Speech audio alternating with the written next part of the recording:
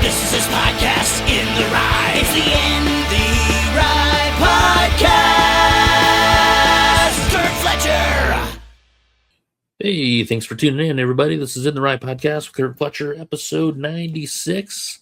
My guest today is Cody Dove, who's an improviser / comedian / actor. Just a great dude. I've known him for probably close to 20 years now. We have a great chat. Just talk about showbiz and a lot of different stuff, sports. We didn't talk about pro wrestling, which we normally do on this podcast for some reason. Talk about rodeo, bunch of stuff. It's awesome. Let's go to the episode. Cody Dove, everybody. All right, it is recording now. Yeah, so me and Cody have been talking about sports off camera here. I was always like I was always the goofball on the bench, but I was also like, okay, I loved sports so much that I would also like figure out like I was really nerdy about it. Like when I'd play on the basketball team, like I could figure out the other team's plays. And I was very good at stealing the ball. Okay. So you had a good strategic mind. I would play point guard and I would figure out the plays while I was sitting on the bench. And I was like, okay, so when he does this, he's gonna pass to this guy, so I know what to do. And like I wasn't like a great offensive player. Like I was a good passer.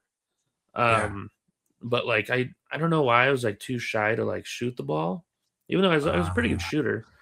But I only shot from one side of the court because like the court that I grew up playing on at the park, if you shot from one side and you missed, the ball would go out into the street and you'd have to run like a mile down the street to get it. So I started shooting from the other side because if you missed, it was easy to rebound.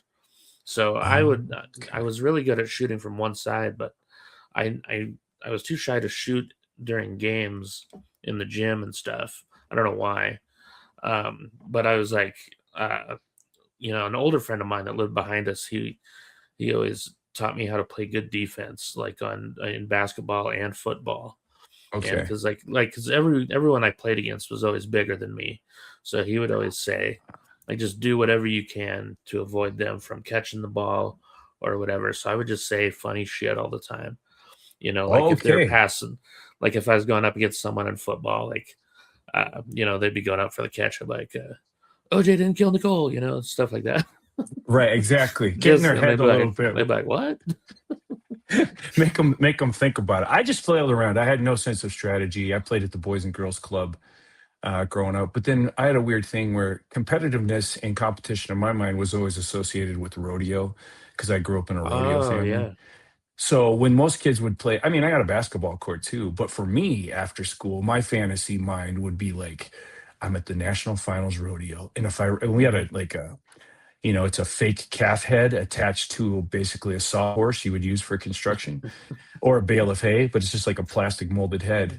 And you can have a steer head too, but I preferred the calf because it was easier to catch. But in my mind, I'd be like, all right, it's all down to this. It's the 10th round of the National Finals Rodeo in Las Vegas. So other kids would be like, Larry Bird, he's in the paint. You got to get. I'd be like, all right, if I get this, I get a horse trailer. I get a sponsorship deal with Wrangler. My life changes if I catch this plastic calf head. My sister went to college on a full rodeo scholarship. Oh, really? Isn't that crazy? I don't know if that's still a thing. Yeah. Well, I think it is actually. Yeah. Is it Texas, Wyoming, New Mexico? There's a few states. Maverick McWilliams, right? Oh yeah, he's very funny. He went to college on a rodeo scholarship. That's right, he did. We've talked about that because he lives. He grew up like same part of where my family lives. Yeah, Stanley. My family's not far from there. I grew up in Farmington. You grew up in what part of Iowa? North Central, a town called Clarion. Most of my family's from Fort Dodge. Yeah. Oh, yeah. We talked about that. You ever been down to the Amana colonies? No, I haven't actually. Do you know what that is? Like the Amana French people? Oh, yeah. It's Mennonites or something like that. Good restaurants because it's like hearty family style meals. But Yeah. I like I mean, Iowa. the best restaurant, the best meal I've ever had in my life was in Missouri at an Amish restaurant. Oh yeah. Someone told us about it. It was funny because my cousin just called me yesterday or 2 days ago because the memory came up of our trip down there. So we went down Okay. for a fishing trip. It was like a fishing contest, and people kept telling us about this Amish restaurant. It's only open Friday and Saturday from 4:30 to 8:30. It's this huge buffet. It's a place called Charlie's. It's in the middle of nowhere in Missouri, down by the Ozarks and stuff. Okay. Yeah. Yeah, the line to get into that place was insane. And Oh. the guy in front of us, he was like, "Yeah, we came last night. We had to come back. It's so good." Missouri's beautiful. I have friends that live up in Eureka Springs. Like it's an insanely beautiful It state. is. Iowa's beautiful too. My weird Amish memory is I was dating this girl in Northeast Ohio, and there's a huge Amish population Hmm. um, in Middleborough, I think's the name of the town. But I had the weirdest thing. It was weird on many fronts. So this girl's cousin, what the girl I was dating, was married to one of the Pixies, the rock band, the Pixies. Oh yeah, So I'm on an Amish farm with them, and so that was strange enough because it was like they were super into it because they lived in LA and they were like, "Oh, this is so interesting." But then on yeah. top of it, I also remember they had a video camera and no one really thought about being respectful to the culture. But I remember this Amish kid seeing the playback in his mind. You saw his mind like he was like, "How are there little people in there?" I remember him saying that. How are there little people in that box? It was just a strange day. Oh yeah. Then we Did they went to ever an get Amish it? restaurant afterwards. Oh, nice. Did they ever get to listen to the Pixies? Oh, that would have blown their mind too, like from violent fiddles to like a wave of mutilation. I was in their house. The reason I never grew up really around the Pixies. I was a huge U2 fan. Yeah. And so when this girl from Ohio visited when I lived in Burbank, we were at her cousin's house. Joey Santiago is who she's married to, and the guitarist. And we were in their house, and there was these great pictures of you two from like this weird angle on a side stage. And I go, "Oh God, I love you two. Are you fans of you two?" And he goes, "Oh well, my band opened up for them on a big tour." And I was like, "What? Who's your band?" He goes, "Oh, the Pixies." And I was just like, "What?" Super nice guy. And I was kind of naive as when I don't know, maybe the second tour of duty living in LA. But I go, "Do you ever give lessons?" And I had no idea about him. He doesn't play formally. I don't even sure if he knows how he's playing. He just plays instinctively. He goes, "I don't really play that way." So, but I Hmm. remember his wife, who was in a band too, she gave me like some chord progression stuff written down. But yeah, that memory of the Amish, that Amish colony, their big thing, like sometimes they have a product that they're famous for, and that theirs in that part of Ohio was Swiss cheese. It was excellent. Oh, really? Okay. Do you remember what the Missouri, did they have a calling card like bread or something? I feel like it was desserts because Oh they yeah, had this yeah. table of desserts that went from one end of the building to the other end. It was just insane, like cakes and cupcakes and all kinds of stuff. And it's all the best ingredients. Are you a Oh my sweets god. person? Yeah. I mean, I Right. try not to be, but yeah, it's Yeah. It comes and goes with me. As a kid, I would have Halloween candy for months. So I wasn't really a sweets person as a kid. yeah, But as an adult, I'll crave it. Like out of the blue, I'll be like, I gotta have something, which is weird. I didn't really oh grow up, yeah. gotta have it. I like soda like crazy, man. Oh really? Yeah, I had to I quit was like, about 10 years ago.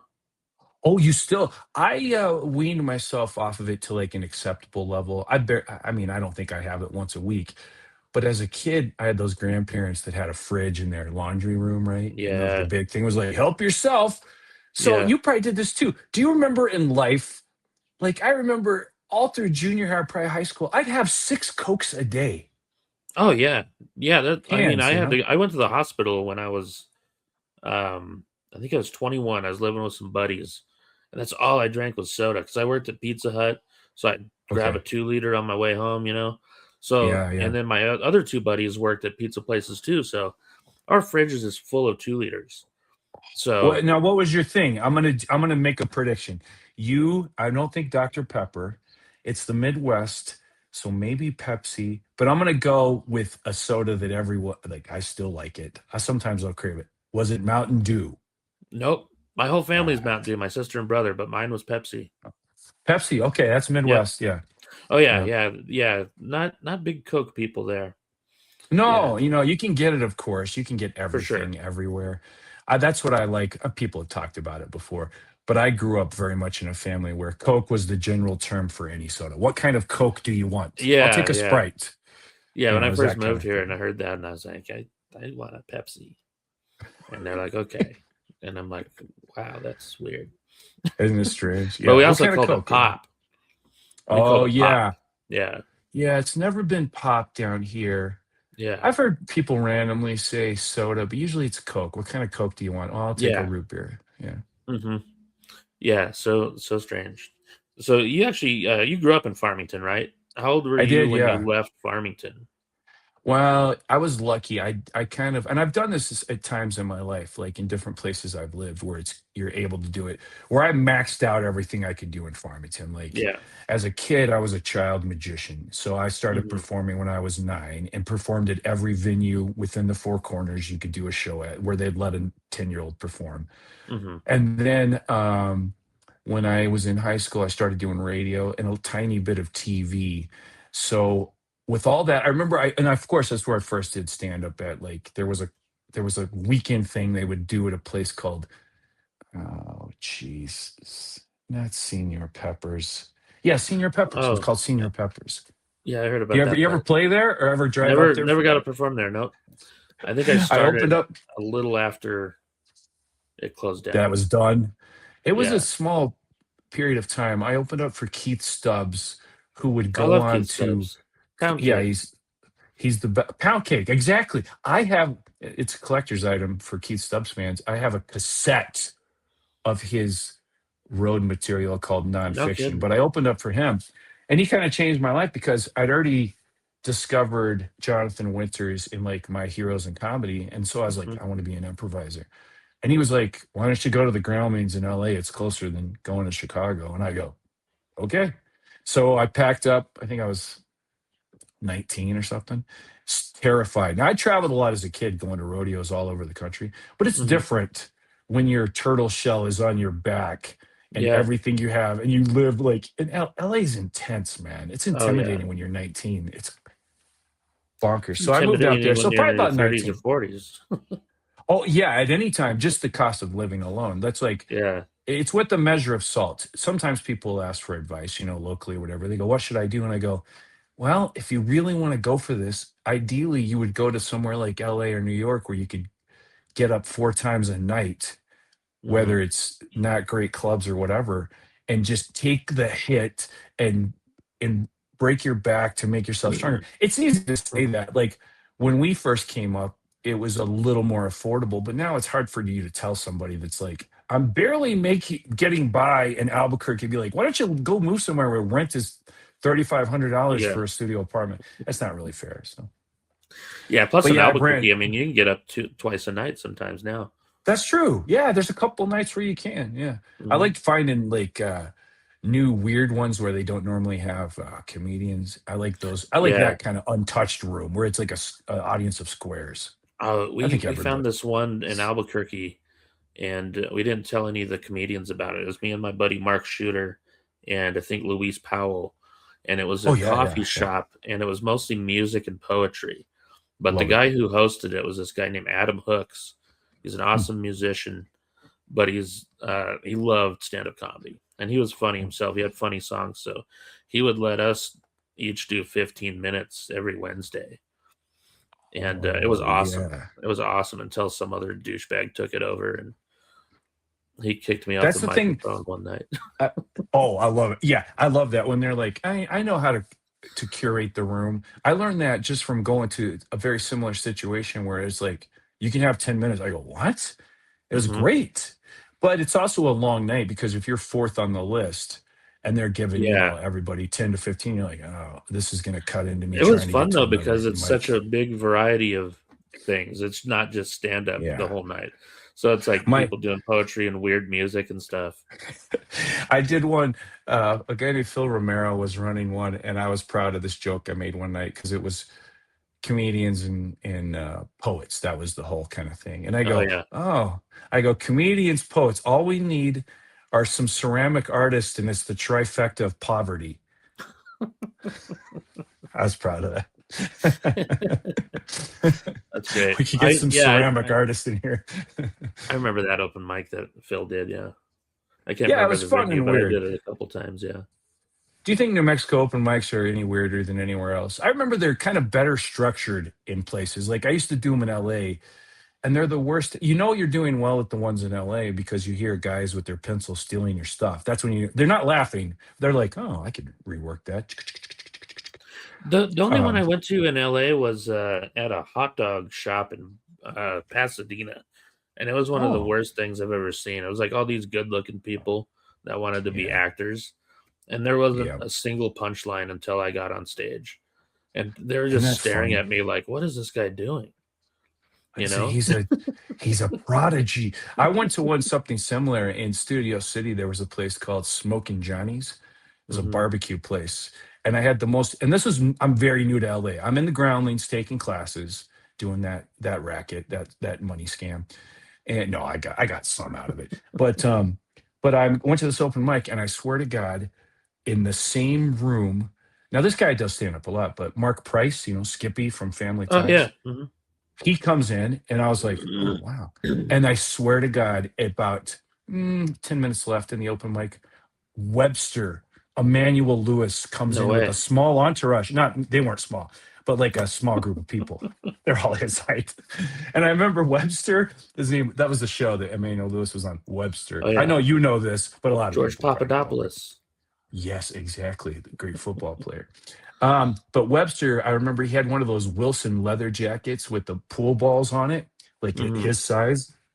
And from the scuttle in the room, they're like, "Oh, he lives in Atlanta now, and he's a record producer, but he's back in town." I go, well, "I don't know." He didn't go up or anything, but I remember Mark Price and Skippy and Webster in the same room, and I was like, "LA is so weird, man." Yeah.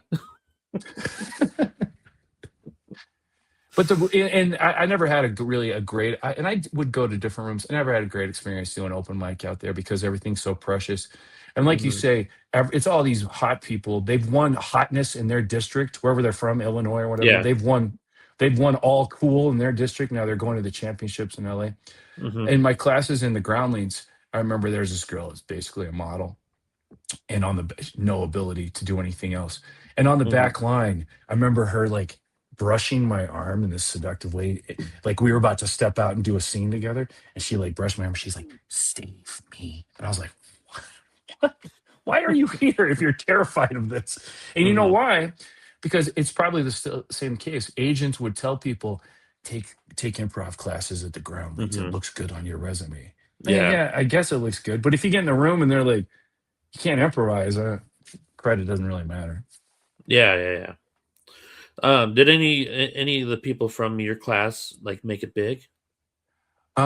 You know what's funny? Yes, in our own sphere, I had a kid, like I was doing also improv. No, I was in the groundlings, and this kid from Canada named David Shore was like, hey, this place called Improv Olympic, you can get on stage faster. And that's all that mattered. Hmm. Screw the education that you're getting. It's just like, I want to get on the stage, whether I'm ready or not.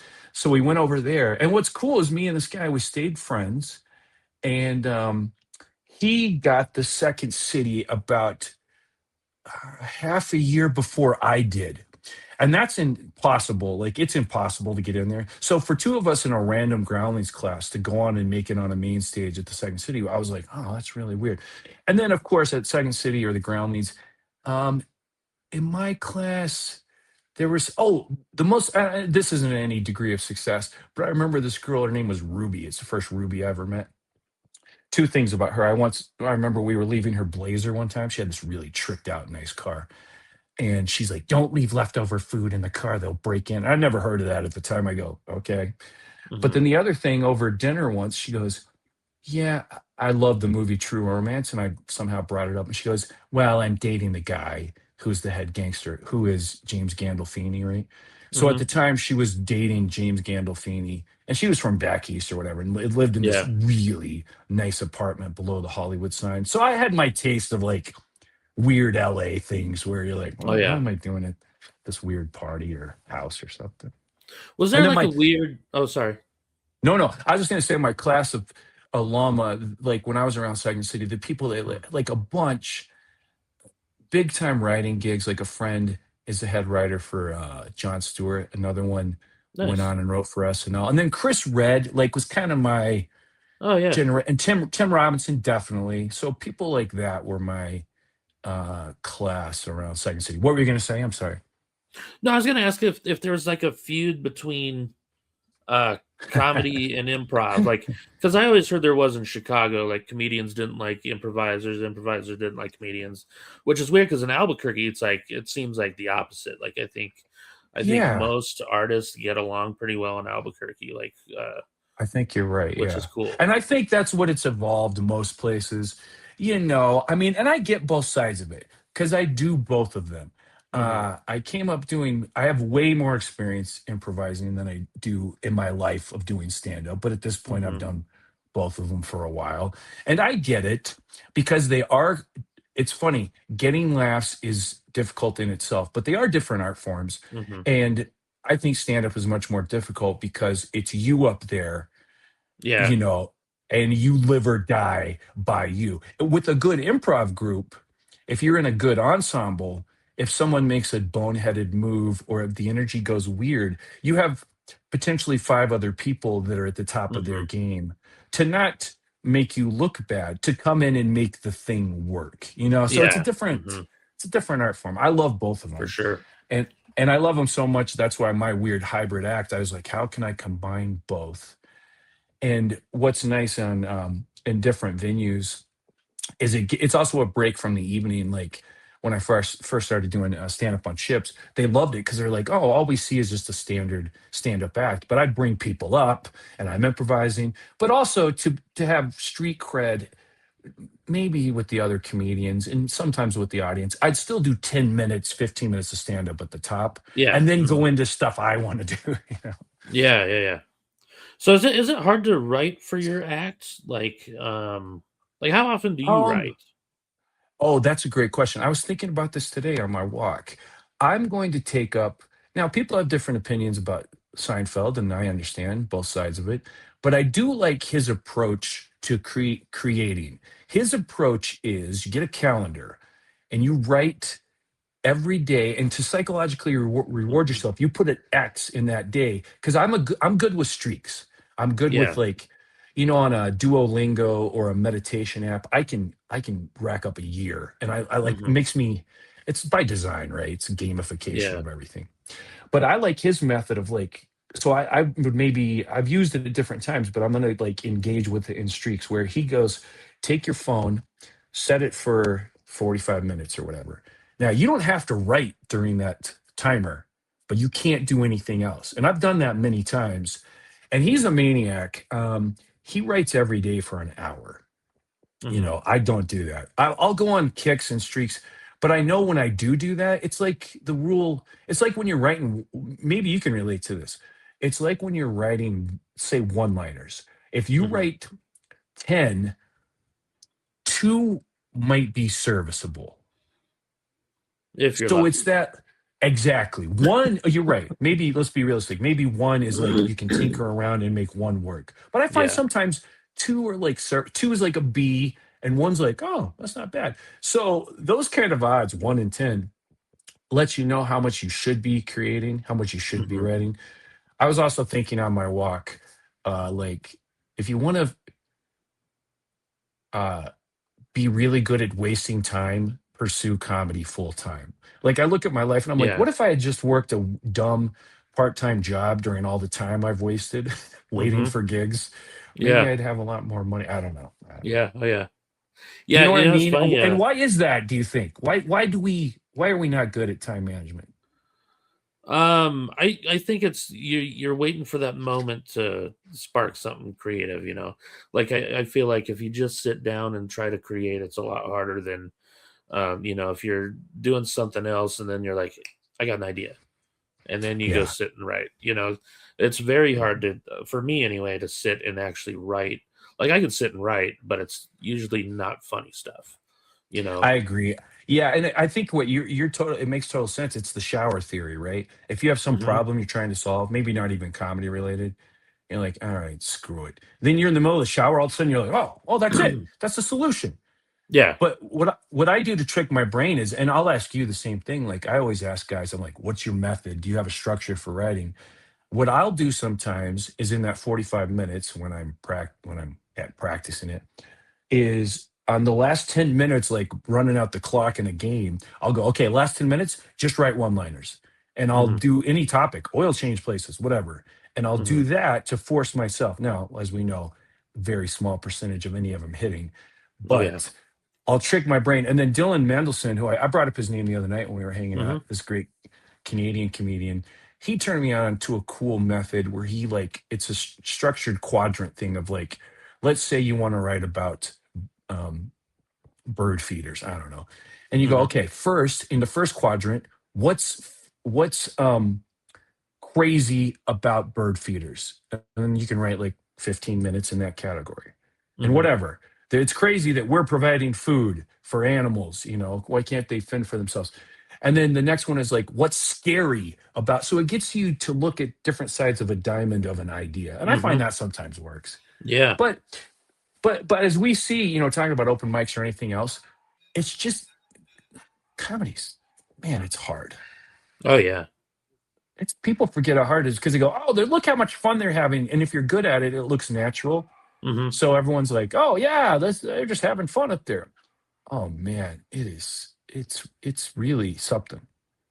Yeah. I heard David Spade talking about it the other day. Like he meant it as an insult to David Spade because he went to see him live and he said, it looks like he's just making it up, Right, like on the right. spot. And David, was like, well, yeah, it took me years to figure out how to do that. Yeah. Well, and I've always loved Spade. I love Spade and Dana Carvey for a deeper reason too, is because Spade is from Michigan, but he pretty much grew up in Arizona, and Hmm. Carvey is from Montana. So growing up in New Mexico, I go, Yeah. oh, you don't have to be a kid that grew up in Queens Hmm. or or LA or whatever to do this stuff. I like Harry Anderson for that same reason, where it's like, oh, you can do different. You can be funny through different methodologies, like Yeah. his That's big why I thing love was, Tom Arnold you because know, I saw him come from oh, Ottumwa, Iowa and make it. So, like a yeah. kid from small town Iowa, I was like, well, shit, yeah. Tom Have Arnold you made it. worked with Maybe I could him? do it. I haven't worked with him, but I got to meet him last year. I've always liked him. I think, beyond True Lies, like, and the Roseanne stuff was kind of weird and dramatic and Hmm. tabloidy, but I just always liked the guy. He's like Yeah. super, there's something about him. It's a neat thing that a lot of performers have. He definitely has it where you're like, I don't know. I can't even tell you. I just like him. He seems open and Uh-huh. cool. He was great when I got to talk to him and stuff. And I made a joke about him possibly being my real dad. And because my mom said something about it, like, and so I showed him the text message from my mom. That's fun. So he was cool. And also, He was I great. Yeah. find people from the Midwest are also super way more approachable. If you had to like quantify it, much more approachable than like someone who came up through New York or something. New York Hmm. guys are great too. Like I got like Dean Edwards, his whole life he came up through New York. I love that dude. So they're great too. But like Midwest definitely, like, oh, they're gonna be a good one of the most important things, they're gonna be a good green room hang. Yeah. Hmm. They're not going to be weird and lost in their weird creative persona. They're going to be like, "Oh, what'd you eat today?" Or where are we eating after the show? Like that's what you want. Yeah. Chad Daniels is probably one of my favorites of all time. And, he grew up in Minnesota in a small town. And I mean, he lived there most of his life too, like even when he was doing stand up. I thought that was Okay, always cool. I'll have to look him up. I know the name, but I don't know a ton about him yet. Oh So yeah. I'm gonna. He's got like 10 specials. He's in like 10 Wow, out. Chad He Daniels. recorded two different specials in the same night. What? Two Yeah. difference. Yeah. Now most people want to do the same because you want different angles for cutting and editing. Yeah. but I guess he could just do a straight long shot, huh? Yeah. Yeah. Yeah. He's amazing. He's very funny, super nice guy. I've been putting some demos together, so I've been super self-conscious when you go through your stuff, right? To like figure out Yeah. how you're gonna. These are just demos; they're not specials or anything. Uh-huh. But oh my gosh, it is. It's kind of trying to be like, oh, am I always that loud? I need more variance, or what? Like Yeah. so. There's clips I was looking at. It's great because it's a huge show. It's like a massive audience, so the Hmm. laughs. If you put them in a laboratory, I'm not sure of the USDA quality of the lines, but the laughs are massive because there's so many Yeah. people there. But Hmm. anyways, even with that, you're still like, oh, why am I holding my hand like that? Oh yeah. Yeah. I remember the first time ever watching myself. This was back on VHS, and I used to pace around so much, and it was so annoying to watch. And I Oh, finally, and it was like, it was funny because it was like my first time on the road, so I'm watching yeah. the video, and I'm just like, man, I wish I could stop doing that. And then I was working in Tucson the next month, my first time ever working in Tucson, and the headliner before the last show, because we did, I think it was Tuesday through Saturday back then. So Oh, right that's before the great. last show, he comes up to me. Um, he goes, I want you to do this set standing completely still. And I was like, I don't know if I can. He's like, you can. He's like, and trust me, you'll do way better. And I was thinking about the pacing, and I was like, God, it's probably annoying him too. Um, I so would, I you know did what I it. would I do? stood there, and I would do it. man, it worked so much better. You don't take the mic out of the stand, do you? Or I do you? try not to. It depends on the Okay. venue and stuff. If it's like one of those music open the mic stands, I don't Oh like yeah. standing at one of those. I hate those. The Um, like the neck thing, I hate those. yeah, Yeah. I don't like that. Or if it's a cordless mic, I'll take it out. Um, Oh, okay. and it depends on the size of the stage too. Like I heard Seinfeld talking to Mark Norman recently about using the stage. Right. Like if you've got a big stage, like moving around, like using that. So I did a Yeah. show the other night, like the night after we performed together, where it's like a good sized stage and there's a cordless mic. So it's like, okay, I can roam around a little bit. Yeah, Um, I'm trying to get myself to do more of that too. I mean, I'll do it naturally in the course of improvising, but when I'm mhm. delivering, the way in my head, the way I structure my act before I improvise, I call my 10 minutes of stand up at the top. In my head, I call it opening remarks. So I'm Uh-huh. trying to do even more with that. And I had a similar thing when I was a kid. It was like I was on a boat. I would do this on a stage. Yeah. And then I had a great director in Chicago be like, there's more power in just standing there and delivering. And I go, Yeah. oh, okay. He goes, you'll find when you can move around to make a point or dramatize something, but because there's a lot more power and confidence when you just stand there. And I Oh, for go, sure. Yeah. oh, okay. Yeah. I think it makes it easier with eye contact as well. Oh, Because okay. I Do you like make when a I lot of eye pace, contact? I do now. I used to Yeah. not. Like when I'd pace, I'd just kind of stare at the ground, and I'd Oh, start the joke way over here and then end it over here. But I remember seeing I think it was Titus was talking about yeah. Dana Carvey gave him some advice about delivering punchlines. He said try to make eye contact with someone when you're starting the joke and deliver the punchline to someone else. Oh, I'm going to try that. Have you worked with Titus? I never have, huh? I've only seen him live. I've seen him live. Oh man, He was he's supposed to be good. at Hyenas this weekend, but He I is don't know so what good. happened. Yeah. And it's funny, one of the things I remember most from I think I just saw him 2 shows or something in Chicago, but he tells a great story about, um, getting to talk to Bruce Springsteen, Hmm. like, because he had a sitcom, he's had a huge career, but His sitcom was great. he's a great stand-up. Hmm. And he's very relatable because, hard scrabble life and all that. Who's also great? I just think of him because I saw him kind of around the same time, these 2 guys, different weekends. But Ben Bailey is also great too. Oh yeah, Holy shit, dude, he's that good, that man. joke about when he messes up the job application, he puts the stuff on the wrong lines. All So right. instead of like crossing it out, the guy's just looking at it. And he's like, "Your name's Ben Bailey." And he's like, "Yeah." He's like, "You live at Ben Bailey Boulevard?"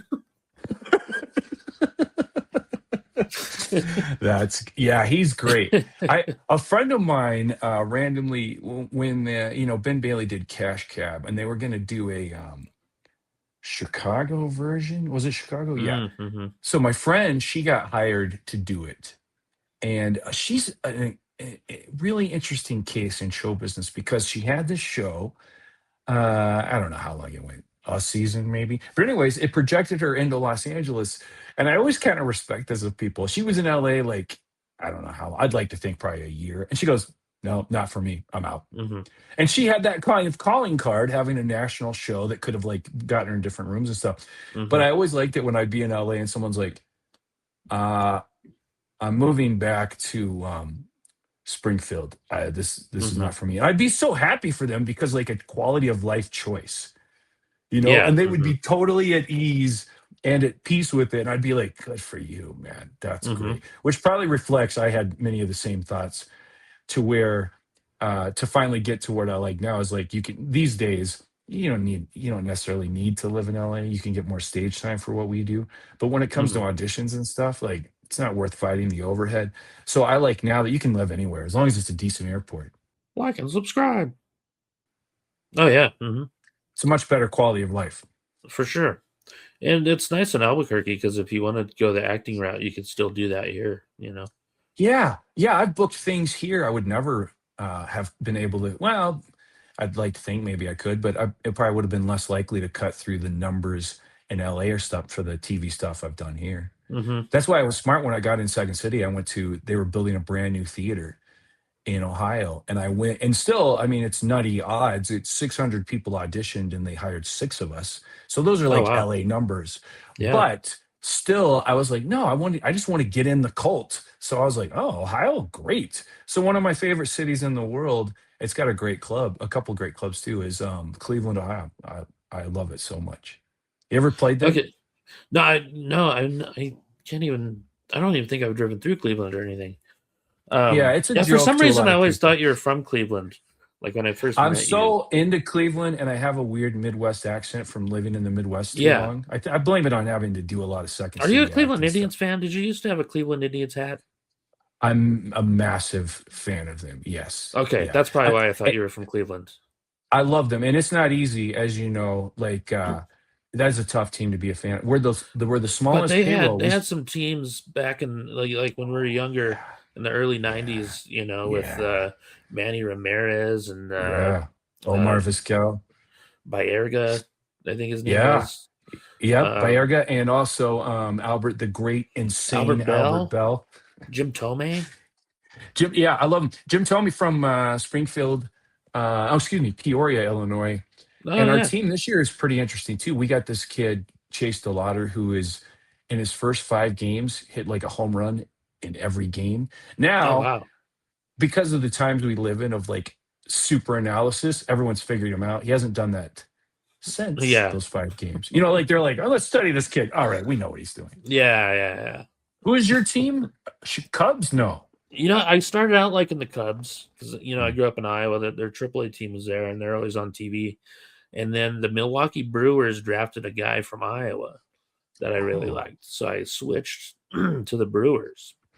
I love the And Brewers. it's kind of cool because like two of my favorite players growing up were Tony Gwynn and Oh yeah. Cecil Fielder.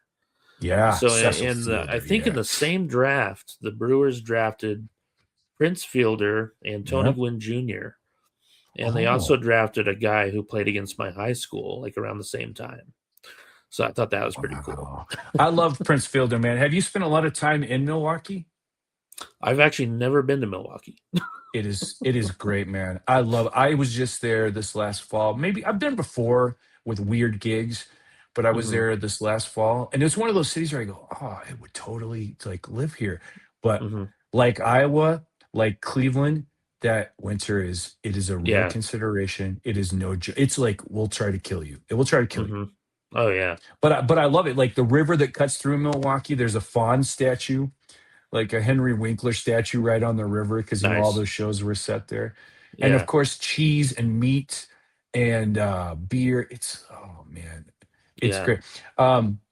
I loved Prince Fielder though. I went to a game at the when it was called what, Miller Field. Then when it was called Miller Yeah. Miller Field, Park, I think. Miller Park. That's it. I tell you, that's probably. I mean, it probably still is the best food in baseball, and such a cool experience. I love Wisconsin. It's a great. Yeah. Those are great people, man. Like Madison's a cool Appleton and town. those places. Yeah. Madison, yeah, the university town. Farley was Hmm. from around there. Yeah. So like he's indicative of like those kind of people, like big-hearted and cool. Hmm. Uh, I got to be friends. Like his brother Kevin does stand up, so I Oh got to yeah. be pretty good friends with him. We worked on a thing together, but I did meet Chris one night. I got to hang out Really? with Chris. Yeah, I was too young to like. I was just an Uber fan, like everybody. So I think, I was like, "You're so cool, man." I didn't really have the language to tell them specifically. That's what Dana Huh. Carvey always says. Dana Carvey's like, if you give like one of your idols a compliment, be specific about what you like. Like, be Yeah. like, "Oh, I love that one sketch that everyone forgot about," or "I loved it," whatever. Yeah. Because then you're really proving that you're a fan rather Uh than huh. this age of like, "Hey, can we get a selfie?" or whatever. Yeah. When I worked with Chris Kattan, I told him that me and my Yeah. sister always quotes this part in Corky Romano when he's on cocaine and he's doing that little press conference for the second graders or whatever. Yeah. He's like, "Question, you do, you don't, you do, you do, you don't." Oh yeah. I love that rhythm. His when I my in with him when I worked with him, it was a bonkers weekend, but um my in was his dad was one of the founders of the Groundlings. Yeah. Hmm. I had to tell him, I go, Kip King, I go, that's like you're of comedy, and Chris is great in his own right, but I go, you're of comedy royalty. And what was cool is Chris is like, yeah, I'm financing this documentary about my dad. And I don't know if it'll ever get made or get released or whatever, but I go, oh, I would love to see that. Like his dad was also a big voiceover artist, Hmm. interesting Yeah. guy, one of the found. So his dad was like, without his dad, there would have been no Pee Wee Herman or Phil Hartman or all these people Yeah. because that theater would have never existed. Uh huh. Yeah. Chris was saying that the they wanted to cut that scene from the movie because of the drug use, and he's like, "No, it's too Oh, funny." He's like, I'm not cutting it," and oh wow. so he fought for it, and they left it in. Yeah. But yeah, he did talk about his dad a little bit on stage. I thought that was Oh, he cool because did. I didn't, yeah, I didn't know Oh. who his dad was or anything like that. I didn't know he came from that background, so I thought that was Yeah, pretty his cool that he talked about that. his dad was kind of the generation like the great director just won the Oscar, Paul Thomas Anderson, right? Like Hmm. great director. Paul Thomas Anderson's dad, was same generation as Chris Kattan's dad, was the original Ghoulardi, Hmm. like the late night bad movie host, the Ghoul. Like he was the Yeah. original. And he was also famous, this Paul Thomas Anderson dad. He was also famous, Ernie Anderson. He was also famous as the guy on the wide world of sports that said, "The thrill of victory and the Oh wow. agony of defeat." That was his Yeah. voice when the Nice. guy's crashing down Yeah. the mountainside.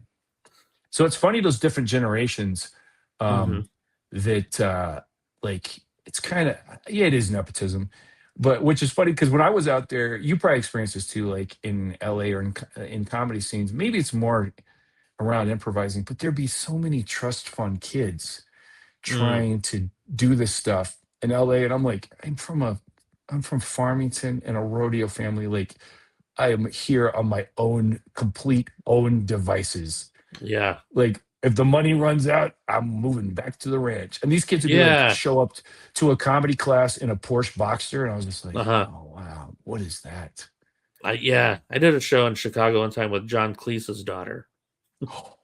Wow, was he there? No, he wasn't.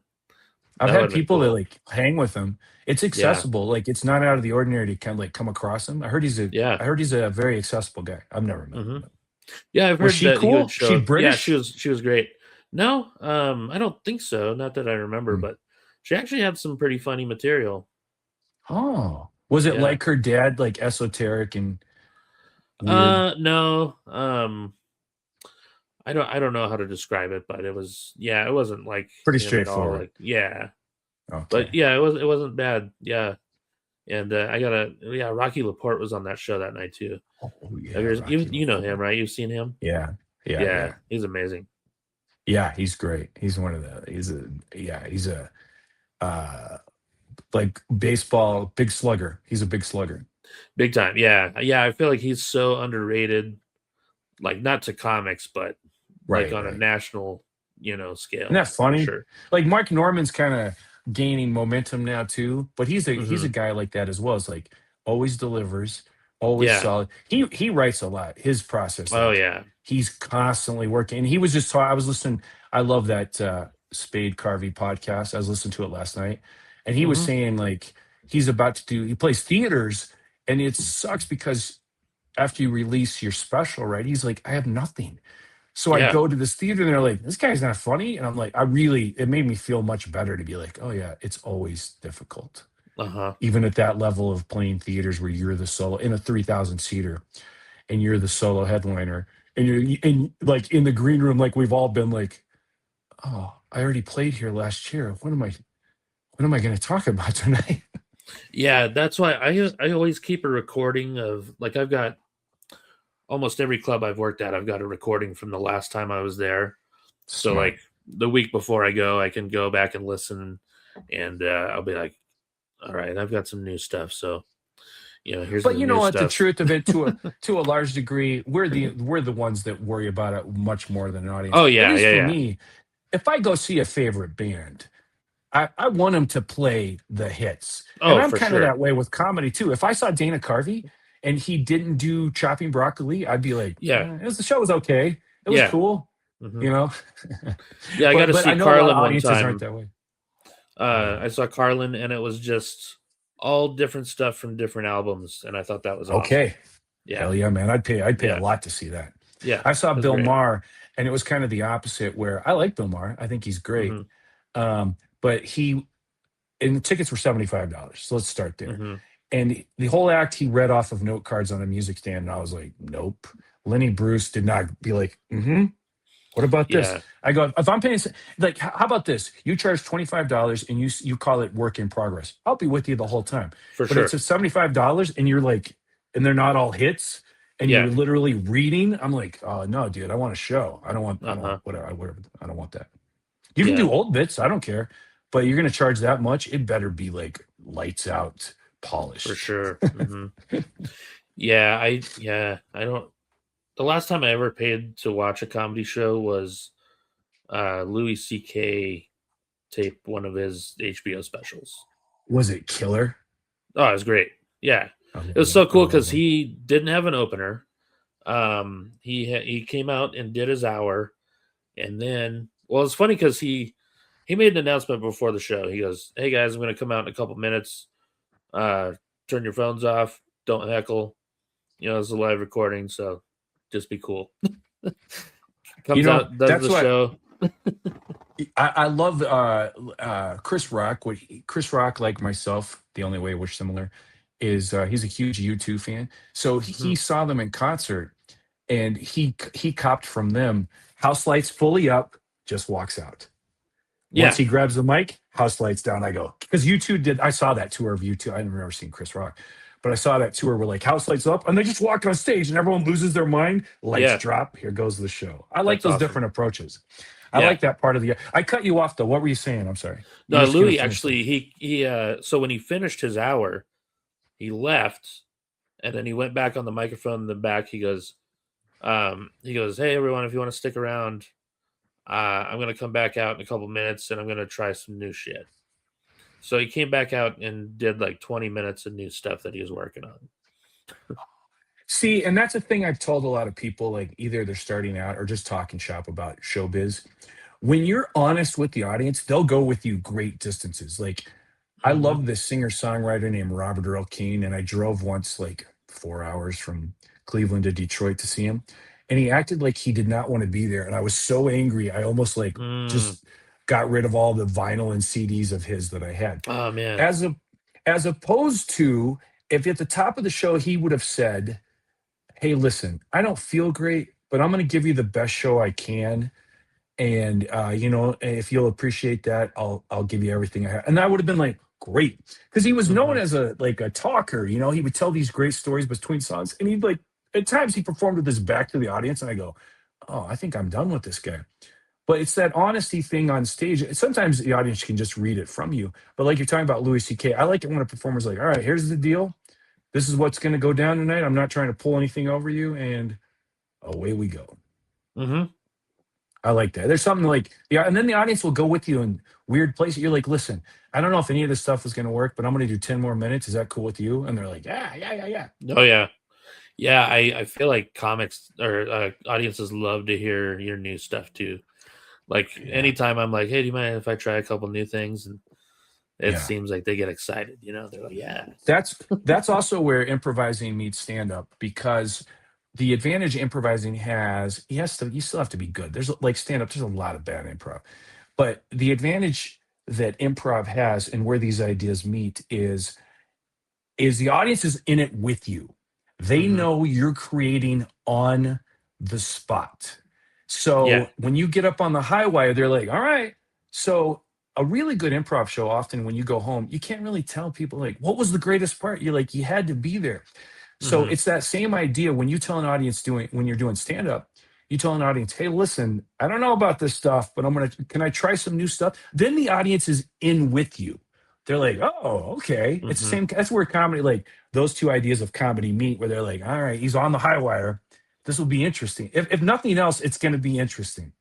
Oh yeah. Yeah, It may not be for sure. funny, but it's going to be Yeah. interesting. Yeah. Yeah, it's fun to see I love seeing people's reactions to something new where it's like it's not quite there yet, you know? Right. Like I love like they this. know there's something there and there's Yeah. something there, but it's not there yet. It is a weird, fun, nebulous zone. And I still love, and I learned it early on when I got obsessed about comedy. I still love the chemistry of it, like what we're talking about. Mhm. Lose one word, Yeah. pause there, don't pause there. And then Yep. the next thing, it's a shiny diamond. And you're just like, oh, I love it. It's not easy. It's insanely Yeah. difficult, but I love the chemistry of it. Why? Like the old rules, like hard K sounds can Uh-huh. give you a bigger pop than a softer vowel. Like all those little things, I still love it. I still Yeah, love and it. the rule of 3. Yeah, exactly. Though, yeah, Yeah. exactly. Rule of threes Stuff and that the audience doesn't know twists about. and yeah, exactly. The twist, Yeah. the rule of threes, callbacks, all that stuff that they know it when they see it, but they don't know our weird jargon for it. Yeah. Yeah, I still remember one of my favorite moments was I had this joke and I knew it was a funny idea and I just Mhm. could not get it to work. So I just kind of scrapped it. And then I was performing in Tucson at Laughs, and I usually go a day early so I could do the open mic because the open mic was always fun. Oh, And smart. uh, so I get my notebook out, and I'm like, I'm gonna make this fucking joke work. So I worked on it for like 2 or 3 hours, like just rewording everything, And I was like, all right, I'll try it tonight. Got a huge laugh, and I was so happy. I was like, I knew it. I knew it was funny. That's the thing I miss most about the Second City when you're on a main stage there is you can try stuff every night. Every night, there's always a set after every night except Friday for some reason. Mhm. But and those sets are always free, so you'll get a little bit of a turnover on the audience too. But I miss it so much that night being like, "Ooh, I want to explore a little idea about whatever movie's hot or whatever people are talking about in the Tribune or whatever." Like I love, Yeah. and that's why I love. That's why, as much as I hate them, I also like open mics where you're like, "Oh, I'll try this tonight." The odds are, if it's going to give you a real read, if it works or not, are very slim. Unless you got Especially in like, what do you? Albuquerque. Oh, it's the worst. It's the Mhm. worst. It's worse. And if the mic is decent, they're like, listen, we're trying to ruin it. We're going to put 40 people on. I'm like, oh, great, yeah, yeah, you're going to ruin it. Um, what do you think is the minimal requirement of squares for you to get a read if it's going to work or not? Because I think starting comedians think it's just good to hear your voice in a mic. I'm like, no, it's not. How many squares do you need in a room, audience members, to let you know, like, oh, I could take that on the road? Man,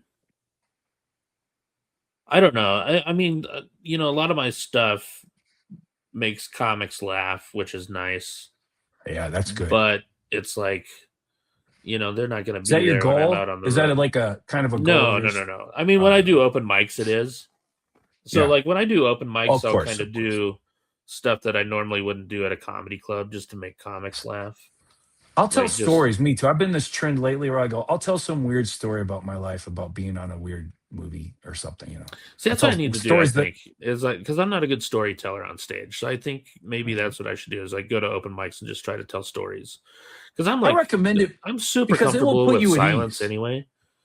You are, Um, yeah. You're very seasoned at that.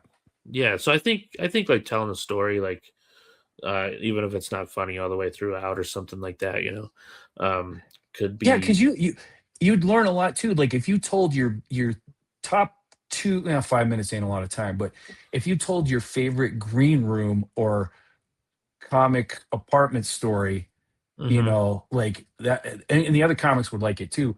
But I do it because it takes all of that weird pressure you put on yourself to be like, this stuff has to work tonight, even in a room of all local comedians. I like telling a Mhm. story because I'm like, I don't care. I'm just going to tell them this and see.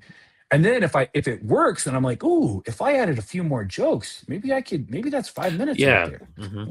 Yeah, because It's always about. I get a lot of younger comics will ask me for advice and stuff, and like, if it's a storyteller comic, like I there's nothing I could really tell them. I always tell them go watch uh, Christopher Titus, because that yeah, to me he's the best storyteller out there, yeah. and his You thing know was who?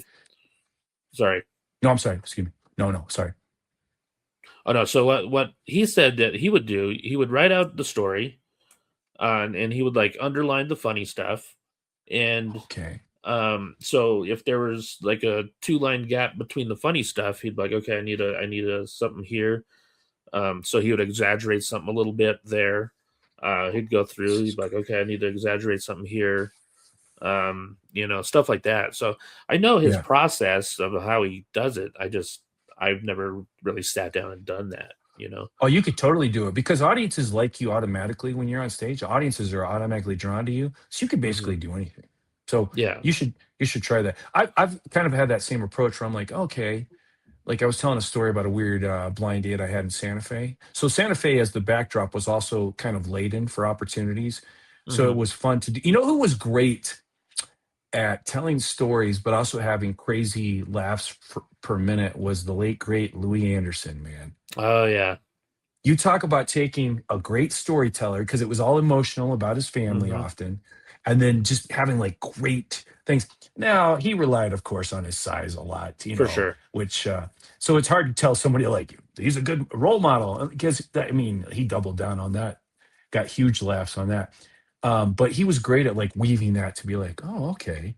And right here Hmm. I'll have something akin to a one-liner that'll tie this story about helping my dad in the garage to the way my mom would serve Sunday dinner or whatever. But he was Hmm. good. He was great. I loved him. I loved him. Oh yeah. He was. Yeah.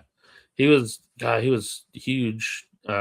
Not size wise, but I mean he was, but Yeah. yeah. When I was growing up, yeah, he was everywhere. He even had that cartoon. Yeah, Life with Um, Louie. Yeah. yeah, yeah, yeah. He was great. Yeah, I he's the saw guy him I wish I once. would have. Oh, you did see him. I did see him. I didn't open up for him That'd or be anything. He cool. didn't even have Yeah. he didn't have an opener. But I saw him play Niagara Falls and it was lights out. I think it was all clean or his version of clean. He'd push it a little bit here and there, Yeah. but it was just lights out great. In a suit, white Hmm. tennis shoes. And what's great about those guys, like we're talking about confidence on stage, like you could tell, like I bet you saw this with Carlin. You can almost count the rings of the tree of these guys. You can almost see like the years of Vegas, Oh yeah. like the 17 Tonight shows. You can see it in how their demeanor is just like, I am polished, bro. There is nothing you could I am unshakable. Hmm. Plus they got the material to back it up. But I just love seeing that lacquer on a performer, a guy or a Oh girl. You're yeah. just like, I love showbiz, and you're just like, oh, this is living. They've opened up for Tony Orlando and Dawn for years, or they've Yeah. done Vegas and the boardwalk in Atlantic City. I just love, which is like their living show business. I love it. Hmm. Yeah. Yeah. And that's one of my favorite things about working with older comics, like Yeah. not only are they just, I mean, jokes for days, but the stories and just, all that. I actually got to work with George Carlin's opener, Dennis Blair, and he's Oh, got a okay. book that he wrote about just opening for people for years, and it's amazing. It's Oh, really cool, because he I'll check it started out. I out. don't know. I don't know him. I'll have to check it out. He's a super nice guy, awesome guy. So he started out. He got lucky because he became friends with Rodney Dangerfield right away. Rodney took him on tour with him. So, he was only doing open mics for a year or so, and then he's on the road with Rodney. And then him and Rodney had like this weird falling out. It was like just this weird misunderstanding. And Rodney stopped taking him on the road, and then he hooked up with George Carlin, started touring with George, and he was with George until he died. He toured with George for probably 30 years. My favorite, like George Carlin was good that way. My favorite little thing about George Carlin is when Gary Shandling was growing up in Tucson. That's where he's Hmm. from, right? He Yeah. went. He's heard George Carlin was going to be in Phoenix, so he just took him some of his jokes, and he's like, "Mr. Carlin, if you have any time, would you look at these and see if I have anything?" And Hmm. Carlin did, and invited him back and told him like, "Yeah, yeah, you have something. It's going to take a lot of work, but yeah, yeah, you should do this." And I'm like, Hmm. "Oh, that's great. Yeah. That's great." You Yeah. ever Another, see and Rodney or you saw Carlin? You ever see Rodney live? I never got to see Rodney live. That would have been Me either. amazing. Yeah. One cool thing about that book was if the crowd was rude to Dennis, Carlin would address it when he came out. That's okay. That's cool. That's cool. I Yeah, like that yeah, yeah. He would because shit on him and say not to do that. there's oftentimes you see it the most. I think I guess comedy probably as much, but you see it the most in music too, where it's like an opening act, and then the Yeah. audience is like, ah. But these Hmm. days, to tour with a big name, you're often an established act. So it's like, why are you being jerks to this? Just be cool. You ever opened up for big acts, big music acts? I've never opened for like a big music act. It's I guess brutal. I It's guess not fun. kind of It's like not fun. was it Foghat? It was at Yeah, that's the biker rally in Grants. I in a similar vein, I've opened up for like Cheap Trick, Loverboy, Yeah. 38 Special. The one that out of all of them, I didn't enjoy any of it. The one that I did enjoy though is I opened up for Kenny Rogers and a Oh, singer named okay. Sarah Evans, and Yeah. that was I felt like talk about Louis Anderson. I felt like I was real showbiz because I was Yeah. very. It was a huge grand. It was a Mhm. county fair, huge grandstand show. But for some reason, I had my wits about me, and I was just like calm, and the rhythm was great, and Mhm. it did what you're supposed to do. You're supposed to like bring those people to like this fun little pitch. So then the music Yeah. starts, and it's just a great evening. So I succeeded in the goal, and I just walked off being like, "Oh, that's real showbiz. That was awesome." Kenny Rogers was Yeah. very weird though. I think he was drunk or something, and when I met him, he was just kind of. I opened up for Willie Nelson too. That was great. Nice. But the Willie Nelson thing that was funny is I brought him a cap from the second city that my cast had signed, and on the Mhm. bus, he goes, "Oh, man, thank you so much." And he opened up this cabinet over his head, and I'm not kidding. There was 85 baseball caps stuffed into it. And he goes, "Oh, thank you." And he just put it in there. He wasn't being rude, but I go, "Oh, of course," because he wears a hat Yeah. on stage. Everyone's Yeah. a genius thinking like, "I'll give Willie a hat." Yeah. I almost got to perform at um Lollapalooza. I can't remember what year it was, but I was they were looking for like different performers besides musicians to do on the Yeah, side hell yeah. stage. Yeah, And so yeah, I yeah. Like the emailed the Jim Rose guy. stage, like where Jim Rose would Yeah. be. Yeah, yeah, Yeah. yeah. So I was talking to the guy and he was gonna have me do it. And then I messaged a guy named Daryl Rhodes. I don't know if you know Daryl from Atlanta. Yes. Why do I know that Um, name? The so he's manager? been around since the 70s. Oh, Daryl. He's a musician. He was in a band. So that's why I reached out to him. Okay. All right. I said, "Hey, I've got this opportunity to perform at Lollapalooza." I was like, "Do you think I should do it?" And he said, "Absolutely not." Wait, is he from Macon, Georgia? He might be. I think so. I think He's he right. toured with the Georgia Satellites for a little bit. But Hilarious. he was in a very funny like comedy band too. I didn't know who Oh, they were interesting. because it was like before I was even born, I think. But Yeah. yeah, I mean, I was brand new to comedy, so I'm glad he told me not to do it like this because I started in 2001, and I can't remember this. This might have been 2004 Lollapalooza. Okay.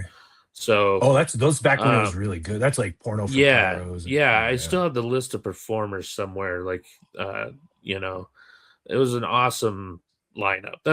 I mean, that's why I wanted to do it. Like, I You open for should have these done it for bands. the plot. I mean, for on your well being, it would have been horrible. For sure. That's Like what he taught. you're He's like, like, man, yeah. it's hard for a seasoned comic to keep the attention of a group like that, you know. Yeah, and So even like like I remember Mark Maron was talking about doing amphitheaters or something. I go, ugh, I don't want to yeah. perform outside. I've served my time. I've done enough county fairs. I've Oh yeah. performed in rabbit barns in July, Yeah. where at a county like the only circulation is those metal fans built into the Yep. wall. That's wearing a suit, soaked through my suit, doing and I'm like, oh, but I do love every weird part of show I do business. too. Yeah. Yeah, it's so funny like just thinking about all the shows I've done. Just Yeah. one of the weirdest was Rusty Rutherford set this one up, and it was just like it was comedy, music. So it's Uh, supposed to be in this big dirt lot behind the FBI building in Albuquerque. oh, where is And that? I don't even know there was an FBI building. yeah, it's over near Montano and the freeway kind of. Okay, okay. So a bunch of people just start showing up to this empty lot, and the cops show up right away. There's like, what the fuck's going on? And they shut it down right away. So then someone's like, well, let's It's go funny. underneath the freeway. So there's, I don't know if you know, the Applebee's on Manal. Yeah, So yeah. there's like a, Towards the big eye. Towards the big eye. yeah. So there's like Yeah, a yeah. big um arroyo down there. Right. So a Okay. bunch of people. So we went there. Like a So ditch. yeah. So we got Yeah. underneath the road, and so like there's like helicopters flying over and stuff, and they can't see us because we're like underneath. But there's a shitload of people there. There's like a punk band playing, and then Oh, we did some stand up, and there's like just a bunch of weird stuff going on. And it was a blast. that reminds me. Nothing as great as that. But at one time, I performed in the dirt, in the round with I got hired to play a family's birthday party, and I have like 40 people standing up, encircling me in just like a Hmm. dirt lot near Shiprock, New Mexico. Oh wow. And actually, I remember it was a blast, and they had a blast, and it was Yeah. fun. But I just remember, even in the moment, I was very young, but still being like, "This is weird." Uh-huh. That's funny, man. Underneath an overpass. That's very Yeah. Albuquerque. It was awesome, man. Yeah, it was fun. It's so funny because like this punk band, I mean, obviously they didn't plug their stuff in, so they're kind of doing like an acoustic thing. But I mean, they were so packed in, so tight, and like I Yeah. think the singer was like standing on a crate, singing, and we're all just like packed in, like there's no space in between anybody. So it's Did like the we're comedy go so over? Did close. they go for comedy? Yeah. Oh yeah. All right. Yeah. Yeah. So Um, um, that band, Blink 182. They went on yeah. to become Blink. And now you know I the opened rest of up the for story. I love Paul Harvey. That's a Paul great. Harvey. I opened up for Vans Warp Tour one time. It was the worst Oh, fit of nice. of act and festival in the history of entertainment. Really? Where, Yeah, because I was part of the appeal was I was a local TV personality. Mm-hmm. So I knew I was dead in the water when I'm walking from my car to the venue. I'm not even inside the festival grounds yet. And people in Yeah. the parking lot are like, you suck. And I was like, oh, Oh this is no. gonna be tough. Because they'd seen me, the TV gig was I would introduce syndicated programming. Like I would be Mm, like, hey, I'm hanging out here with the band Everclear. Coming up is another episode of Futurama. Check it out here at it was back when UPN had a network. So I'd be like, yeah. you're watching 43 The Block. I'm hanging out with, and like I'd be at a venue with Everclear and be like, what's your favorite episode of Friends? And they'd be like, I like the whatever, the monkey one. And so that's how I was known in this market. So these kids on the way in, I go, oh, this is not going to be good, man. This is going to be a rough one. Good catering though, good. So I that's how I bet. judge Yeah. everything, by green rooms and catering. Yeah. I've never been to a Warped Tour show. I It's a don't good think they show. ever played Albuquerque, but yeah, my friend's Huh. band actually played at the one in Long Beach last year, so I watched it live on the internet, and that was cool. Oh, Yeah. well, that's very cool. Oh Yeah, yeah. it's a great lineup. It's when I was, it was fairly young years. Like you were talking about Lollapalooza, it was kind of fairly young. So they still like Blink 182, I Yeah. think, Oh was there. yeah. And then I don't know this genre that well. Yellow Card, is that a band, Yeah. right? Uh-huh. Yeah, like that genre, that era of the Warp Tour. But it was cool. Like, and everyone had like Vans was a big corporate sponsor. And Oh the yeah. back, I didn't know any of these bands, but backstage was cool. You're like, oh, like a Yeah. ton of tour buses and stuff. Yeah. Heck yeah. Well, cool, man. We hit an hour and 10 minutes. I figured we'd probably go over an hour. Yeah, man, I Because was so man, looking I forward to this. I love talking comedy with you and everything. So I appreciate you doing this. Um, but yeah, you're heading out on a ship pretty soon, right? Is it Yeah, like tomorrow? tomorrow. It's nice. It's only a week. And I never thought, this is a weird showbiz thing too. I never thought in my life ever where they'd be like, hey, you're going to do a ship in a week. And you're like, okay. Yeah. Like, I never thought I'd be over the Caribbean. Oh But yeah. I look forward to, like, sometimes the itinerary changes. That's the only thing that saves your life. So it's Hmm. Jamaica, which I've not done a ton of that I like. So Yeah. that's what's saving my life. But here's how it works. I know when I get there, they'll be like, okay, your busiest work day will be Jamaica, and I won't be able to get off the ship or whatever. So Yeah. we'll see. But Well, yeah, I'm cool, very man. grateful for it. But I never thought in my life I'd be so spoiled to be like, man, brother, the the Caribbean again. Yeah. Yeah. It's so funny to think about. Yeah. I do that all the time. It's like, you take stuff for granted. And, Yeah. um, yeah, because this is all I've ever wanted to do since I was 4 years old was record a podcast with Cody Dove. So, um, This is it. Dreams come true, man. that's You're probably right. like me though on the road though. It is great. Like the things, like it's funny. Like if there's catering or something in a back room or a green room, like that's still the greatest thing in the Oh world. yeah. Yeah. But even that becomes commonplace. Like if you're doing a club in a casino or something, you're like, oh, this again or whatever. But it's good to remind yourself it's all we're very Yeah, a lot of fortunate times I to think, there's 100 different people who would love to be in your position right now. So, at all make the most times. of it. Yeah. Hmm. That's right. Well, Yeah. thank you, man. I'm Well, so grateful for this, buddy. absolutely.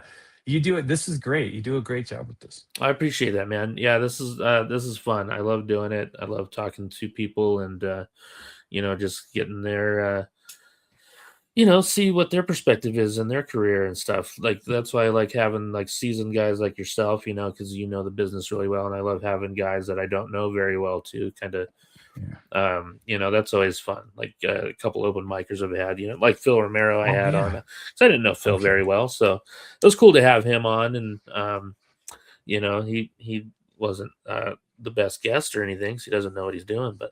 Um, Well, I love about what I'm taking away is like there's things that we talked about where I'm gonna go right down now. Like, oh, that's super. Oh, yeah. that's good. It's like Uh-huh. inspiring stuff. That's a sign of quality time spent together. Yeah, absolutely. Yeah. Yeah, I'm glad we got to do the show together the other night because, that's my favorite part is talking comedy with you. And like watching Yeah. you perform is awesome too. But, yeah, but just, Same. Yeah. talking about the I love it business because is it's a shorthand that we've been very fortunate to do, where we can both be like, "Hey, how about this weird thing? Where you going next? Oh, do you go eat at that restaurant?" I love that. yeah, I love all of that. yeah, Yeah, because I feel like I only see you like once or twice a year because we're both traveling so much, and yeah. so it's nice to get that time together. And like I still remember the first time I ever saw you too. I can't remember what In year and it was, out? but No, that was at Laughs. inside. Oh, it It was was. at I only Laughs. went to Laughs like twice before it Yeah. was gone, you know. But Uh-huh. wow, that is insane Yeah. timing. I really wish they would have kept. I know it's impossible because it was a long time ago since it's been closed. But I wish they would have kept Yeah. that structure and put another club in there. I loved it. Yeah. It was a great room. Great Yeah, room. I never went in the green room or anything because I only went to open I mics. don't But I think they liked the had room. one. They just had a Oh, okay. storage area. Yeah. Did you I see a mean, you lot of? could. You What's saw a that? lot of greats there. Not really. I mean, Hmm. it was mostly guys who weren't well known, which Okay, I thought circuit was guys. cool. Yeah, Yeah. which I thought was Yeah. great because I didn't know the business at all. I only knew the famous people. So I didn't Oh, right, know right. about stand up. I didn't know the whole circuit. I didn't know, this guy has been doing it for 25 years. I don't know who he is, but he's making a living doing comedy. And this is Yeah, awesome. So yeah. I knew, I could do this. I could do that. I can go play Little Rock, Arkansas. And nobody knows who I am and stuff, and Yeah. still try to make dipshits laugh. And See that what you're saying, that is the greatest thing. Like we've been like super blessed in our lives too, because people don't understand just to do it for a living at any mhm, level, that's the win. That's the win. yeah, Sure, hmm you'd like a sitcom. I'd like to host a talk show, blah, blah, blah. yeah, But to get to spend your life the way you want it, doing things you would do for free, and then you get paid to do that, yeah. that's the It's that's awesome. the biggest win ever. Yeah. Yeah. Oh yeah. Thank you so much, man. Thank you. And people can find you at codydove.com, right? Yeah, I'll update tour dates. I'm about to put the fall stuff up there where I go on the road Good. uh, with the Wheel of Fortune. That's a whole other discussion. Yeah. So I look forward to doing that. And yeah, man, I'll see you around. Hopefully, we'll do more shows locally, anywhere. I Absolutely. don't Yeah. care. Ship. Yeah. Let's go on a ship. Yeah. It'd be fun, man. Let's do it. Yeah. All right. Cody Dove. Thank you so much, man. Thank you, brother. Yeah. Safe travels. Thank you, man. I'll see you soon. Yeah. See you, buddy. All right. Thanks for tuning in. Want to say thanks to Jarrett Reddick from Bowling for Soup for the intro music, John Singleton from Anesthesia for the outro music. I actually just went and saw Anesthesia the other night at the launch pad, and man, that was cool to see. It was after a show I did with Cody. I drove down to Launchpad, caught Anesthesia's set. Man, it was good. If you haven't seen them, go check them out. They're playing again in June. I'm out of town. I got some tour dates coming up May 1st and 2nd, Rapid City at the West River Comedy Club. May 7th through the 9th, license number 1 in Boulder, Colorado. May 21st through the 24th, I'll be at the Laugh Factory in Reno with my buddy Tim Gaither. May 29th and 30th, I'll be at Laughs in Tucson. June 5th and 6th, I'm headlining Clint's Comedy Club in Overland Park, Kansas, just outside of Kansas City. June 11th through the 14th, I'll be at the Funny Bone in St. Charles, Missouri, just outside of St. Louis. I'll be with Tim Gaither there. And then I've got some other stuff in July locally, and I'm going to Iowa. Go to funnyfletcher.com. Ticket info there. You can also sign up for my mailing list. I send out stuff about once a month or so, sometimes once every 2 months. It's not that annoying. Go sign up for that. But yeah, thanks for tuning in, everybody.